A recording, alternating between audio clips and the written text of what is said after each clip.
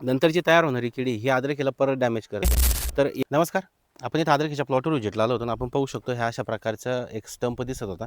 त्याच्यानंतर आम्ही कंद काढून पाहिला. तर कंद काढून पाहिल्यानंतर इथं असं प्रामुख्याने जाणून आलं, की इथं जे काही हे तर हे उंदीचं म्हणा किंवा कुठल्यातरी किडीचं डॅमेज आहे. शक्यतोवर हे उंदीचंच डॅमेज असतं. अशा वेळेस काय होतं, शेतकरी घाबरून जातात आणि लगेच याच्यावर वरती एकच कोंब पाहिला खराब झाला आहे, की लगेच आपण सडीची ट्रीटमेंट करायला सुरुवात करतो. पण असं करायचं नाही आहे.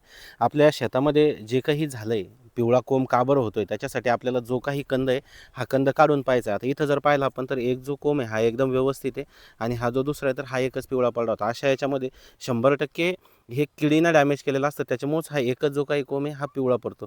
तर हे जे काही पिवळं पडलं याच्यासाठी आपल्याला नियंत्रणासाठी रायनेक्स GR जे येतं ते जेव्हाही आपण बेसल डोस टाकू, त्या बेसल डोसमध्ये आपल्याला एकरी 5 किलो वापरायचं आहे, की जेणेकरून बऱ्याच वेळेस असं होतं की आपण कुठलं केमिकल दिलं, की केमिकल दिल्यानंतर आहे ते लगेच किडी मरून जाते. पण नंतर जी तयार होणारी किडी ही अद्रकीला परत डॅमेज करते.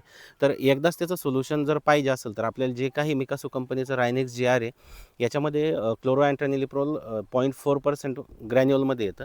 तर हे आपल्याला खतासोबत टाकायचं आहे. बरेचसे शेतकरी जेव्हा हे अद्रक लागवड होते त्यावेळेस असं समजतात की आपण त्याच्यामध्ये थायमेट टाकलं आहे किंवा फ्युरी टाकली आहे किंवा त्यावेळेस आपण GR टाकलं आहे. पण ते टाकून साधारण आता 2 महिन्याचा वेळ झाला आहे आणि इथून पुढं जो काही उधई वगैरे असणार याचा उद्रेक जास्त असतो. त्याच्यामुळे जेव्हाही आता आपण खताचं ॲप्लिकेशन करू, तेव्हा आपल्याला त्याच्यामध्ये रायनेक्स GR हे 100% वापरायचं आहे.